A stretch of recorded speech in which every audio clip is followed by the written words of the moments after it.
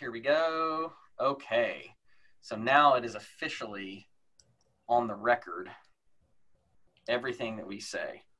All right, let's go ahead and get started. And I know people are still piling in, and especially when you come back from break, everybody will start coming in a little later since you get sucked into the email realm. So welcome to whenever I'm a part of any conference whatsoever, one of my most favorite things is being able to chat with or be a part of a panel of folks that are super smart all across the country that are doing this every single day. And I have a panel of folks here of just some amazing, awesome people that are out there and doing really incredible things.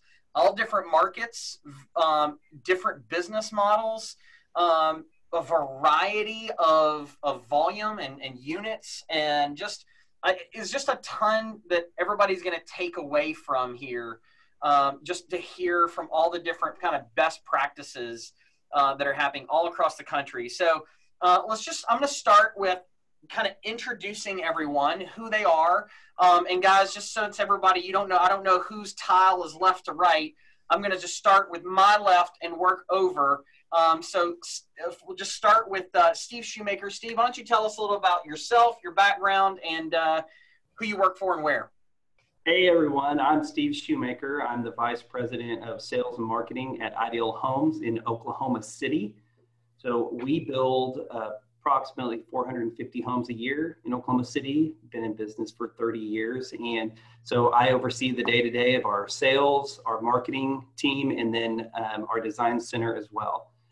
And so half of our buyers are first-time home buyers, the other half first-time move up and everything else in between. So that's a little bit about who we are. And I'm excited to be on this panel with all these sharp ladies. I get to represent the only sole dude on the panel besides our moderator, and the worst hair by far on the panel.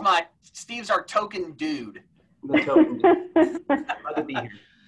And Steve is one of the best storytellers I know. And one time you'll have to get him to tell you about how he insulted his girlfriend's mother that had a missing finger, and he just didn't know as they were driving down. Anyway, so we'll just leave it there. All right, next up on my screen is Brooke Carroll with Homes by Dickerson in Raleigh, North Carolina. So Brooke, tell us a little about you and your company.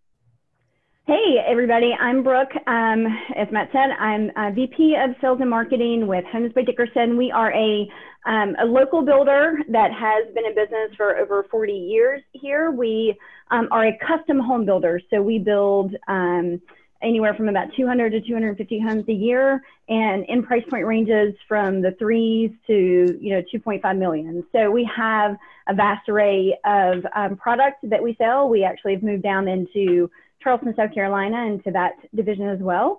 And I'm super excited to be here on this panel with you guys. Some rock stars here, Steve, Holly. That's right. Awesome. Next up on my right is Laura Hanson of New Tradition Homes. Laura, welcome. Tell us a little bit about yourself. Hi, thank you. Yeah, I'm Laura with New Tradition Homes. We're located in Washington State. In Vancouver, Washington, which is a submarket of Portland, Oregon. We are a family-owned company, been around for 33 years now. I'm one of the only non-relatives of the company, but we do about 200 to 250 homes a year as well, kind of the move-up semi-custom product in our market. And I am super excited to be here too and virtually meet everybody. I'm really sad that we're not in Nashville. I got to do that last year. No. Yeah. So it's kind of like wah-wah, but. Yeah, right. Next year when COVID's gone, back to Nashville we go. Back to Nashville. That's right. Next up, I've got, on my left is Holly Hayner with CBH Homes. Holly, welcome. Tell us a little bit about yourself.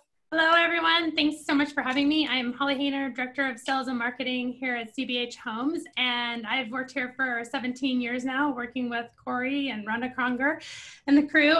We've been in business for 28 years and building homes in Idaho, and we're doing about 1,500 homes here. So, yeah, it's a fun place to be, private home builder, and trying to do the 100% production. We just made this switch last year to 100% spec home production builder. So that's been exciting. We were doing a little bit of build jobs prior to that, and it's been a good move.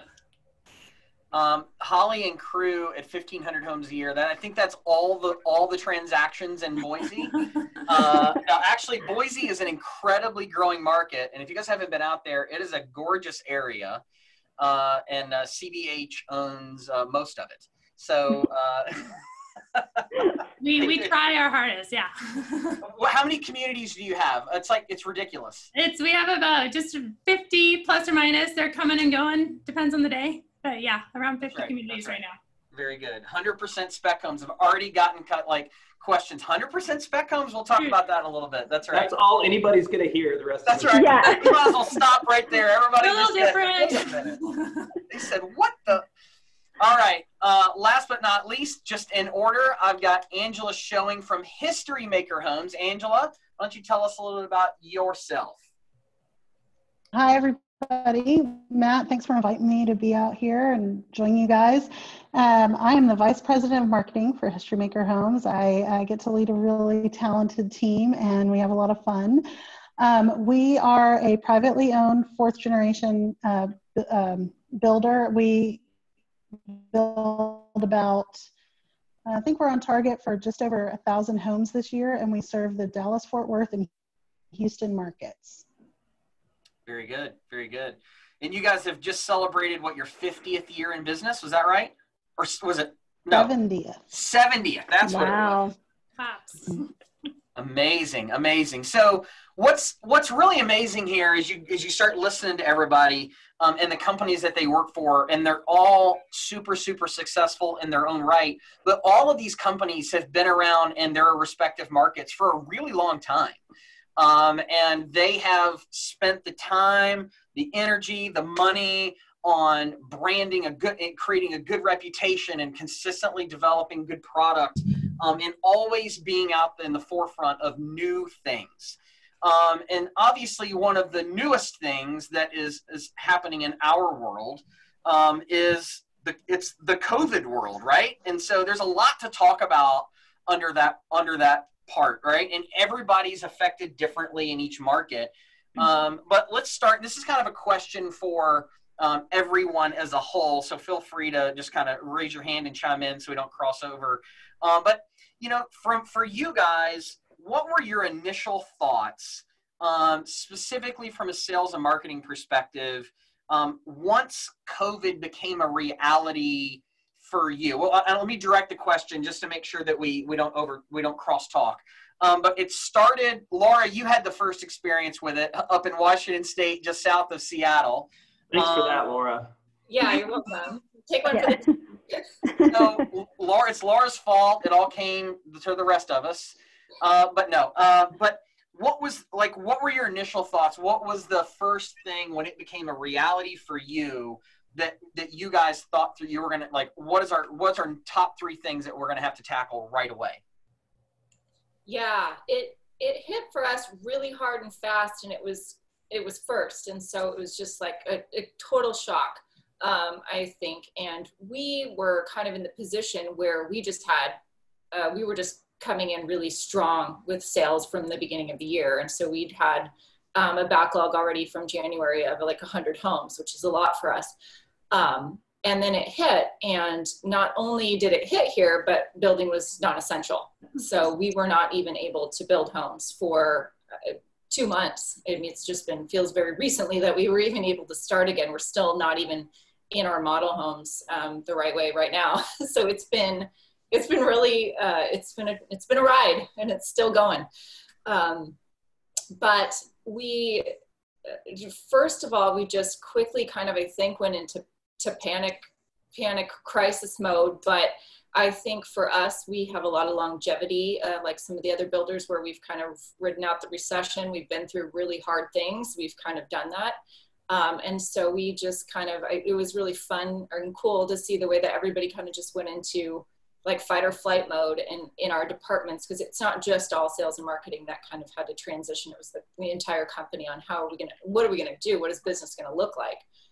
And so we quickly quickly just met as a team and started to set up. It felt like triage. It was like scary, but just how we were going to go ahead and just work through that from a management standpoint, from me for sales and marketing, and then for, you know, design studio for everyone else. And we acted really quickly and really fast in the way that we changed our messaging and the way that we kind of conducted business. It was scary because we had to tell these 100 homeowners, like, hey, sorry, we can't even start your project. We were really afraid that we were going to lose that backlog of sales. That didn't end up happening really at all, which was awesome. So it was a lot of customer service happening really quickly, and we had a lot of good things in place already, thankfully, with a rebrand, a new website, a lot of things digitally that we'd already put into place as a company. So we were able to kind of capitalize on that and just quickly kind of step on the gas and move that forward a lot. Yeah. And you guys had already, you know, in a way you were somewhat prepared because at least for the remote selling, right? Because you guys deal with a lot of relos in. You're a big relo market. So your team was already, from a sales perspective, is already used to doing some of that, right? Yeah, they were. So that was fortunate for us because we were used to it. We were starting to really get our feet wet with all of us and build our programs, not just from the website and from a sales and marketing perspective, but from the whole buyer experience, because you know how that goes. I mean, they've got to do a pre-construction meeting. They've got to do design studio. Our design studio is doing everything virtually really, really well. And electrical walks, everything. We do that quite a bit anyways. So we just kind of flipped everything to that. And so I think that was helpful for us that we already do that a lot for relo. Yeah. Absolutely. Angela, how about you? So you're in Texas. Obviously it's, you know, Texas is Texas. So, and it's interesting because, you know, you guys have gone through that at the beginning, and now you're one of the areas you're starting to see some hot spots and spike. So what are some of the things that you did once this became a reality for you? And then is any of that adjusting at all for what you're seeing right now? Like, are you taking precautions? Are you doing anything differently? Because you've already essentially gone through it once. Mm-hmm. You know, it's funny, I was listening to Laura, and honestly, I know you guys kind of dealt with it first and fastest, but it felt like our situation, the way that we went through it, really mirrored your experience as well. So it was a lot of just sort of triage very fast, and trying to figure out, you know, how to safely conduct business. Our difference was that we were an essential business. And so how are we able to move forward and remain an essential business? We did actually close our model homes for a period of time, and went by appointment only. You know, similar to New Tradition Homes, we had just gone through a website rebuild, and we're rolling out a new branding initiative. And so that helped immensely, just having the right tool in place to really, we shifted our focus to lead generation. We shifted our calls to action to private tours and virtual tours. We gave our teams our sales team a crash course in kind of how to conduct a virtual tour well. And then we started capturing as much raw footage from them as we possibly could, and began generating content. Everything went towards generating content and messaging fast, quickly, and thoughtfully. We really wanted to be thoughtful in our communications, you know, to be able to protect our existing customers and still be able to do business and have people feel safe doing business with us moving forward. So luckily we sort of, after that crisis period was over, we kind of realized, wow, some of this is actually working, and new opportunities started popping up, and we're realizing we have a real opportunity to leverage some of what's in front of us in terms of some of the digital marketing initiatives we were doing that Group 2 was helping us with, and some of the social media pieces that we were putting into place or had started putting into place earlier in the year really started helping us quite a bit. So Yeah. we've continued to focus on those things and expand those things. Yeah, absolutely. Yeah, the private tour, that shift, obviously, I believe that is going to forever stay with us to some extent. That virtual tour, and as we shift into this kind of on-demand access, not that people won't ever want to come into a model home, but I think that it definitely shifts the way that we have to look at the customer journey and what they expect. Last on this particular question, Steve, you and I had talked about this a while back, but what was the number one priority for Ideal Homes when this kind of becomes a reality? Well, initially it was our staff, because we realized early on, we're a people first company and everybody deals with this kind of thing differently. Some people have a family member themselves that have health concerns. Some people thought, it was no big deal. And so realizing that we weren't going to be able to move forward until we made sure we were on solid footing with our staff. So priority one was just getting everybody out of the office and getting them remote. And our IT team did an awesome job of that. We were prepared technology wise to do that. So we had, 90% of our company working remote within 5 days of, the big outbreak. So that you can't take care of your customers if your people are freaked out all the time. So that was priority one. But then priority two, Laura mentioned, was our backlog. We just had this freak out moment of, okay, if restaurants are closing down, if people are losing their jobs, the price of oil went to zero at one point during all this, which, newsflash, in Oklahoma, we like to pump oil out of the ground. And so that was a big freak out factor. And so we were like, what's going to happen to our backlog? So that was the top of funnel focus that we're usually focused on from a marketing standpoint, shifted to people that were in our pipeline pretty quickly. And to Steve's point about in Oklahoma, they like to pump oil. A few years ago, I was in Oklahoma City with Steve. We were touring houses, and we all complain about when we have the backyard with like the unsightly, power line or whatever in the back. And Steve's like, hey, let me show you something. How would you sell through this objection?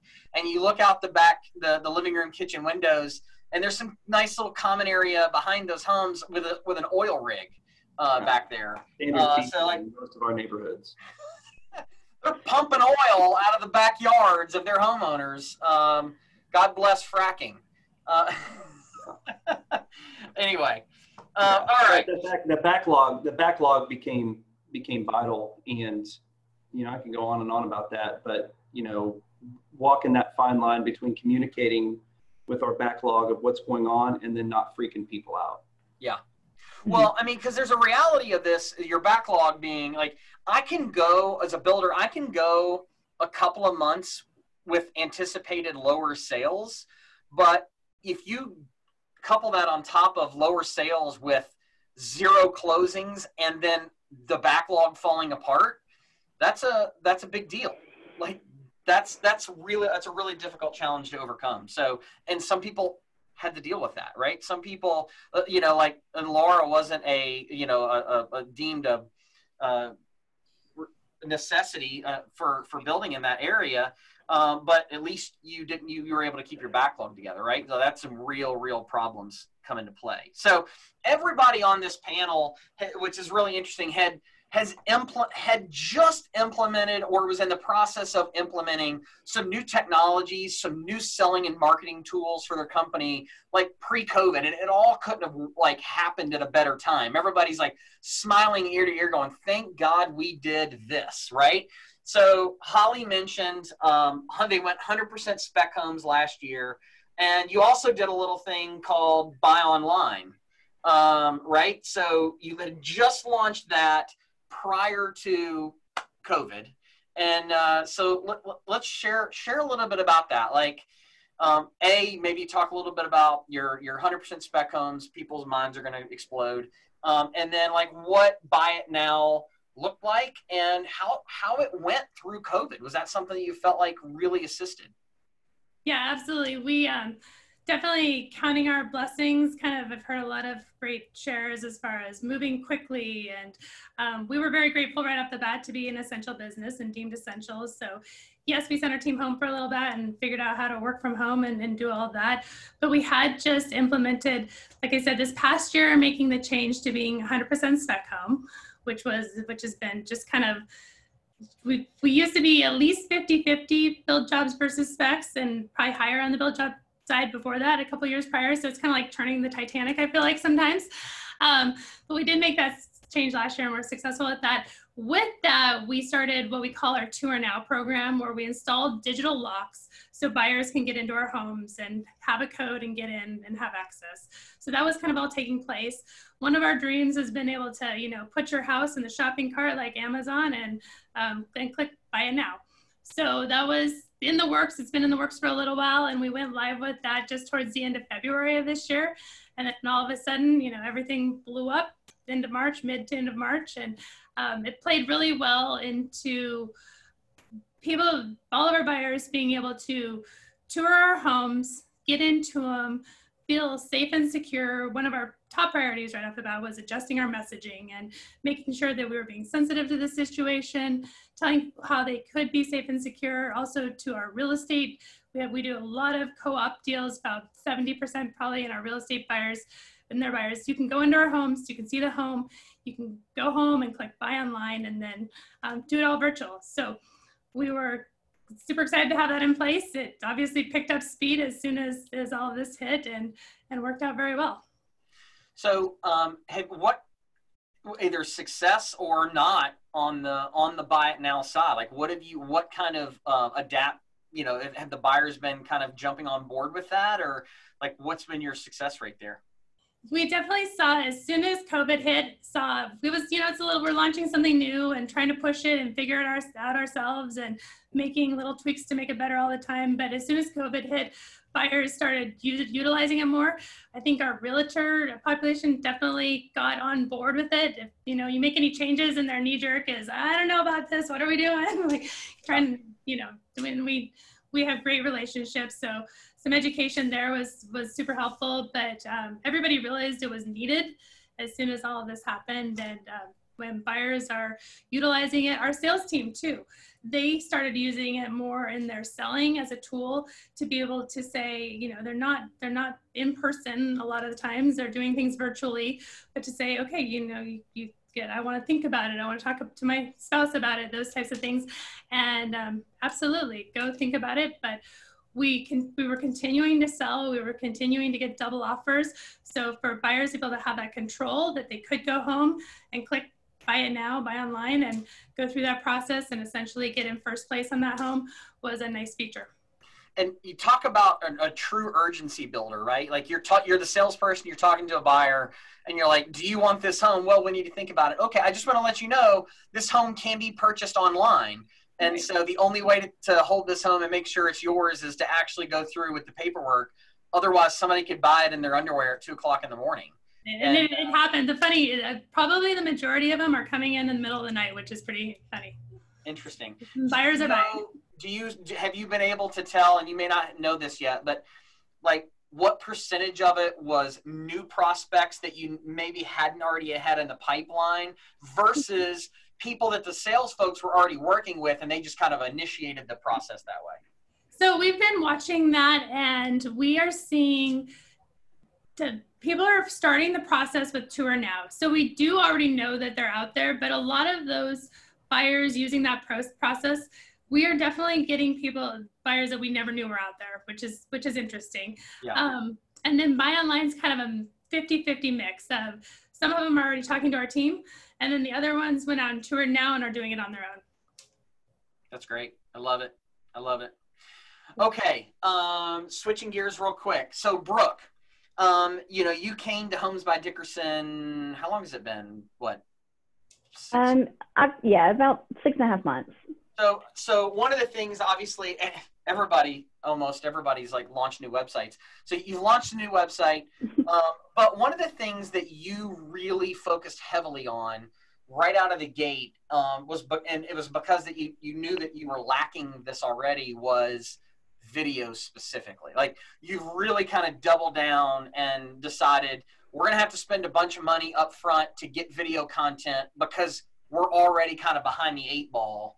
What was your thought process there?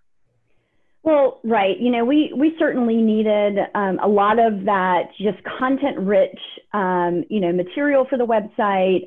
That was really a focus. It's really kind of confusing and overwhelming for some people to purchase custom with the process. It's more about, you know, what does that mean, or what's my next step? So we had spent a lot of time and money on producing video of what it's like to go through an entire process there. And to get video of our homes and our plans. And, you know, I started and the owner said, well, you know, Brooke, we've never built the same house twice. And I'm like, oh, you know, so it's really hard to render all of that and sell those. So, you know, we had just really been focused on, you know, I've got to get renderings of all of these. I've got to make sure I've got, you know, home plans and, you know, so we had started that process, Matterports, all of that. And then, you know, COVID hit, and I'll tell you, for us in Raleigh market, it really hit and became real on March 16th. You know, that was kind of the day that everything NBA made their announcement and everything shut down. And I think like overnight we had, you know, hey, we need to figure out another way to pivot. And one of the things that we looked at was, okay, there's one, is everyone safe, you know, and how do we work here? But two, there's opportunity here. You know, there is tons of opportunity in any time that there is, you know, any type of scarcity and things in the market. So we just sent out and said, number one, we need to get our message out that we are open. Because as you guys know, everyone was getting those emails in that said, you know, these are the things that we're doing, and you know, these people are closed, and these people are open by appointment only, and these people. So it was really confusing, I think, to the public on who's open and who's not, because there were a lot of builders that were our competitors that completely shut down.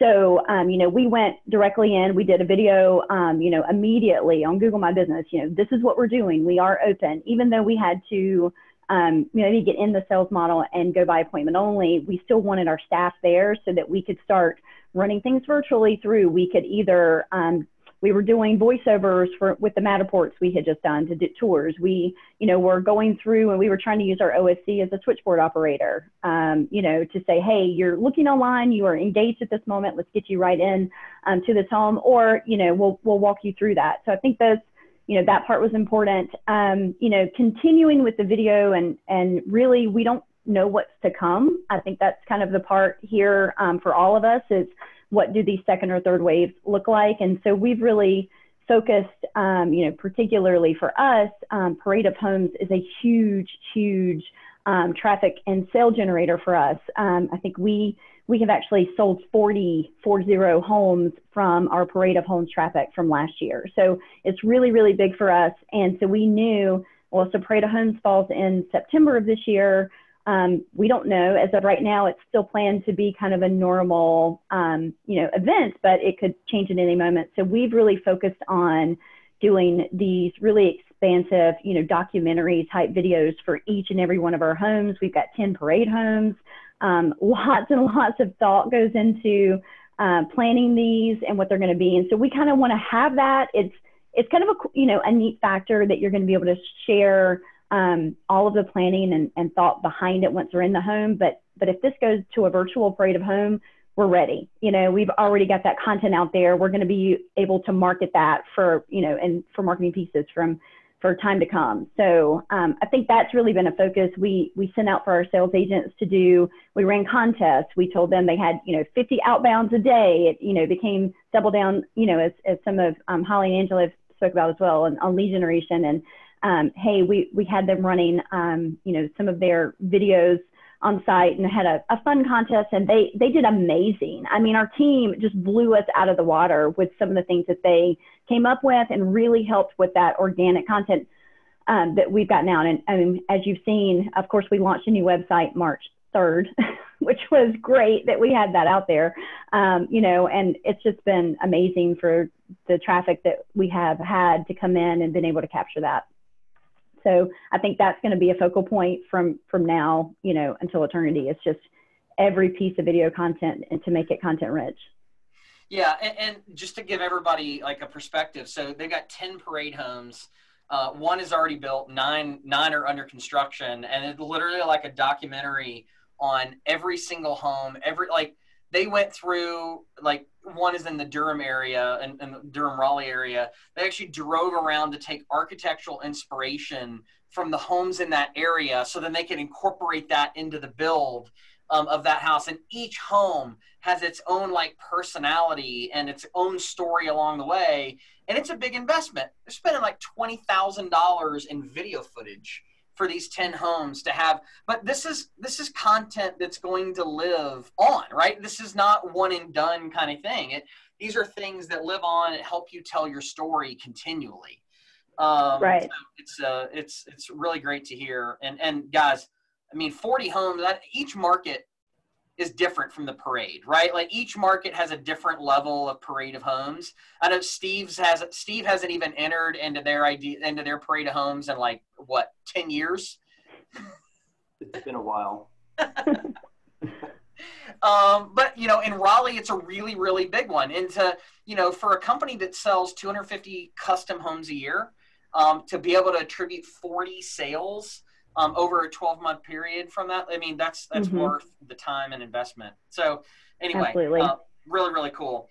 As we kind of talking about messaging and shifting the times and how things are going, Angela, for you guys, one of the things that you guys have found that is working really, really well for you, that you've almost doubled down on, is from a social media perspective. On social media ad spend and things like that. What has been, for you guys, like what has been the big thing there? Like where have you seen the biggest, bump? So I think overall we've seen, we're primarily using Facebook and Instagram. And we really did. I mean, when you say double down, I mean, I think we did even more than that, right? Yeah. We just, in the past haven't done as much. It's always been just kind of paid social. Let's target the audience we need and jump in and get out. But we didn't necessarily have, I guess, the resources and the bandwidth overall to dedicate too much more than that. And in this past year, we really just decided, this is too important, and it's too big of an opportunity.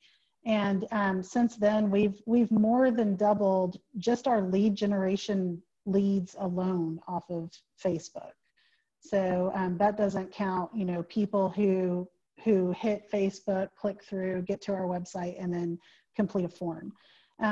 Let's see, 50% of our leads from those lead gen ads are converting to an appointment. And so that's been super meaningful and very encouraging, and it certainly makes it a lot easier to invest in moving forward with that strategy. So we've really just worked on getting the message right, getting the targeting right, and really going after and showcasing our content in that social platform. Yeah, absolutely. And you guys were really way out in front on getting the right messaging, especially when stay-at-home came into play. And I think one of the things, correct me if I'm wrong, but once you guys really started getting in and focusing in on, making sure that the right creative is in the right place, like from a stories perspective, for regular posts, like really, Molly and I talked about this at the very beginning of the day, like data-driven creative and understanding where your buyers are, how they're engaging with what, and making sure that everything is sized appropriately for each independent. I mean, there's 5 different versions of essentially ad sizes that when you're running social media where it needs to show up, and taking just a little bit extra time to create that, I think is going a long way. I agree with that. I think that we've got a savvy audience, and they're expected, their expectations are, they're living in this world and in this kind of social world and social media world, and their expectations are there, and it's our job to meet that expectation and to be able to very clearly and succinctly tell this story on a literally limited real estate of an ad that can compel them enough to click through or find out more information. And again, that's something that I know you guys have helped us a lot with getting to that point. And yeah, it's definitely something that is it's paying dividends for us. I mean, that's clear by the appointments that we're setting and just the overall traffic that we're seeing. Very good. So we're at 4:20. Our time goes till 4:30 here Eastern. And so I want to shift into, and this is when I saw a question chime in, and it actually was one of the questions I wanted to ask for everyone on the panel. So if you guys have some questions and you want us to jump in, we're going to take the next 10 minutes or so and make sure we answer some of your questions. But Jake chimed in, and it lines up with what I was going to ask next anyway. So he says, because of COVID, you all adopted all this new technology. Are you committed to maintaining it as things return to normal? So I'll start top left and work my way around. Steve, how about you? Well, yeah, I mean, we're certainly planning on maintaining it as things return to more normal. One thing I learned during all this is some basic things. Our online sales counselor went on maternity leave on March 20th and a little bit earlier than we were planning. And so I personally was the online sales counselor for 10 days until we had the backup plan in place that we had planned and were training for. And just doing that for 10 days, I learned some things is that we make a lot of assumptions about what home buyers think. We went to this all virtual, hey, we have virtual showings. We can do it virtually. You don't have to come here. And I would talk on the phone and they'd be like, can I come there? And I'd be like, oh yeah. And so I learned, we were shoving some stuff down the throat of customers that they may not want. And so, yeah, we're going to continue to move forward with it, but we're going to listen to our customers. And then there's some other things that put a spotlight on the basics too. Like I went through our CRM when we got worried about our backlog and we weren't talking to people. There were a ton of emails, there were a ton of text messages, there are a ton of voicemails left, but people need to hear the calm in our voice and know that, yeah, this is a big deal, but buying a house with us through this isn't a big deal. And so that's one thing that's old school that's going to move forward out of this for sure is we need to talk to people more. They need to hear our voice. And so we've placed a really big emphasis on not just phone calls, emails, text, but actually getting a hold of people and talking to them on the phone. Yeah, I think that's great. Holly, how about you guys? Absolutely. We will continue to, anything digital and technology is always high on our radar. We'll definitely keep it as options going forward. And I think Steve hit on it. It's an option if it's the right fit for the buyer. We have a lot of buyers coming here from out of state. And so it's often a great thing to have when they need to see a home. But in person is always ideal too for certain clients who want to do that and feel comfortable with it. That's an option as well. So you'll see, I'm sure, both. Yeah. Laura, what sticks? Or and maybe to add on to that question, not just is there a singular piece that like, oh, we're going to continue this stuff, but is there something that's like Steve noted, hey, we're not talking to enough people. Was there something that has been highlighted that maybe you weren't aware of that you're going to continue to do moving forward? Well, I think this whole process has kind of solidified what maybe we had thought. I think is just how ready the buyers were for all of this, where I think we underestimated them because maybe we weren't ready to really push everything. We used to like to kind of do things the way we've always done them because they work, and I think that's the nature of our industry a little bit, unfortunately, that we tend to lag. I think that it just put a huge spotlight on buyer expectation, how actually excited they are to do their stuff on Zoom. Like they're picking out, really expensive upgrades on Zoom. They don't care. They don't want to come in. They don't have the time. And I think we're just floored to see all of that. And so now that we're kind of moving our processes that way, yeah, I agree. It won't be for everyone, but a lot of people, it is for them. Our cutest little story is our little 87-year-old couple who bought their house. They borrowed an iPad from their next door neighbors, bought their house on Zoom. They did their design selections and they're going forward. And we're like, wow, we really underestimate people because they're comfortable with this. And we don't know what this is going to look like ultimately going forward. That we're still in the thick of it here in Washington. So we're just going to keep just kind of really pushing forward with a lot of the stuff we're already doing with the interactive floor plans, virtual tours, all of that. We will still always keep our model homes or brick and mortar. I think there's just going to be that's important for some people, or for at some point of the sales process. It may come later where they want to come out and see the model. We're kind of seeing that now. So they want to do all of this work up front. And then by the end, when they're ready, they better be ready, and you better be able to set them an appointment. They want to come in right now and they're ready to go. And it's just weird because it's a way different mindset for those of us who have been around and selling for a long time. I think it looks a lot different, but I think we're going to keep all of the things. You know, yeah, I don't think we could not do it. You know, I think that we've gotten, you know, all of us have really done a good job with getting the message out of options, and then it's like taking another option away from, you know, consumers. And I think this is just one more tool in the tool belt for people. And, you know, some people are really going to love it and prefer that way. And some are going to want to go back to, you know, kind of coming in. But I think either way, you're still getting a lot more engagement a lot earlier in the sales process, and kind of getting them in the funnel and more committed through that even before they come in. So I think it's something that as an industry, we have to keep, because that's going to be the expectation of kind of the on-demand selling. Yeah, for sure. You know, it's interesting, and Angela, I'm coming to you next, but it's interesting that I read an article, and I think this is when COVID had just kind of happened, and it may have been on like realtor.com, but it was, I don't remember exactly where it was, but it was a publication like that, like a really big platform. And they were talking about, the point of the article was they were really just talking about how surprised, and I should say how pleasantly surprised that buyers have adapted. They were like, we're really surprised at how buyers have adapted. And I'm like, I completely disagree. We are the ones that have adapted. It's the buyers that have been like, geez, I've been waiting on you guys to get here.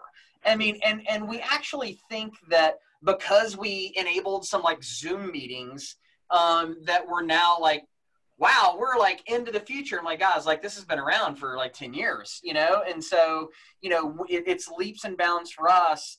But I think for me, the big takeaway is we way underestimate what people are comfortable doing, because we perceive that we want to walk in a house. And so, so one of our team members, Adrian, his wife, they're relocating from Philly up into Vermont. His wife is going to get her doctorate or a PhD at I forget the name, Ivy League school up in that area. And so anyway, they were buying a home. They bought it completely remote, and he's a young, like they're late 20s, 30 something, like that's their first house. And I was asking him how it went, and he was like, buying a house is weird. Like he bought it all online. They never saw it. Their realtor like gave him a tour. They've never even been there. They bought it. But to him, as a younger generation, this like buying a house is really strange. Like it's really slow. It's really clunky. Like this should just got to be a better way to do this. So buyers are really waiting for us to get there. So Angela, you get the last word. What about you guys? What are some of the things that either got spotlighted or some things that you definitely are going to keep or definitely going to kill because of what you've seen? Yeah, I first of all, I agree 100% with everything you just said, Matt, and Laura, with your initial comments about, you know, we're just catching up to the game, right? We're just catching up to our buyers. And so, so it's, you know, and they're receptive to it, and they're excited about it. So I think that's great. For us, it's highlighted the need for, like, we don't have a very strong CRM system. And so we're making that investment. We're going out and pursuing that CRM system, because what we're finding is we're able to get lots of leads in that funnel, and to be able to follow that lead all the way through and to engage them all the way through the pipeline is so invaluable. You know, even after purchase. And so that's something that's exceptionally important for us right now. But in terms of things that we've started doing that we're going to continue doing, and definitely the focus on content. I think we're really kind of lead generation will always be a primary piece of what we do, but doing that, the way about which we go about doing that through creating content, having videos, leveraging whatever kind of videos we can get and sort of finessing them to create some really engaging content. We're going to keep doing that. Something else that I thought was a really positive, our owner started doing some videos where he would directly speak to our customers. And I think that they really like that. And so I think that we'll continue those types of things moving forward. That's great. Love it. Well, all you guys are doing an amazing job. And, times, when we get kind of strange times, it really makes us take a hard look at how we're doing things, because the reality is we've had a decade of like wind at our back, wind in our sails, and sales cover up a lot of problems. Right? When things are going good, you're not real super excited to go like rock the boat to see what shakes out, to see what you can break and put together, because you're like, golly, we're killing goal. I don't even want to sell any more lots in this community because my new community is not ready yet, or I don't want to sell that many because I can't go up and price that quickly, and I've got to sacrifice that margin that I could get. And so it's really interesting that this is, how these things happen, and it make us examine our processes and our foundation and our fundamentals. And so no matter what, for me, the big takeaway is always, no matter what market conditions that we're in, at my old builder, Royal Oaks Homes, one of the things if it was never going the way that we wanted it to go, the first question that we would always ask was, is our process right? Like, before we do anything and make any adjustments, is our process right? Because if our process is right and we're confident in our process and our fundamentals, then we just need to give it some time to cook, right? Like, you don't always have to have a knee-jerk reaction and go drop prices or go change staff or go. Sometimes you just go through these ebbs and flows. And if your process is right and you always focus on our process and our fundamentals, and always examining those no matter what market we're in, I think it's going to prepare you for any market that could come. And I think that you guys, everybody on this panel, are the epitome of that. And you guys have done an amazing job, and I'm proud to know you guys. I really appreciate you all taking the time out of your day to chat and share with folks in our industry what you guys do and how you do it. And thank you guys very much. And that is going to wrap up day 1 of virtual Homebuilder Tech season 2, not in Nashville. So make sure you chime in tomorrow morning. We're starting back at 11 a.m. Eastern. And we've got another almost full day of jam-packed sessions. So join us tomorrow morning, wherever you are. Thanks, guys. Have a great afternoon. Thank you. Bye. Bye.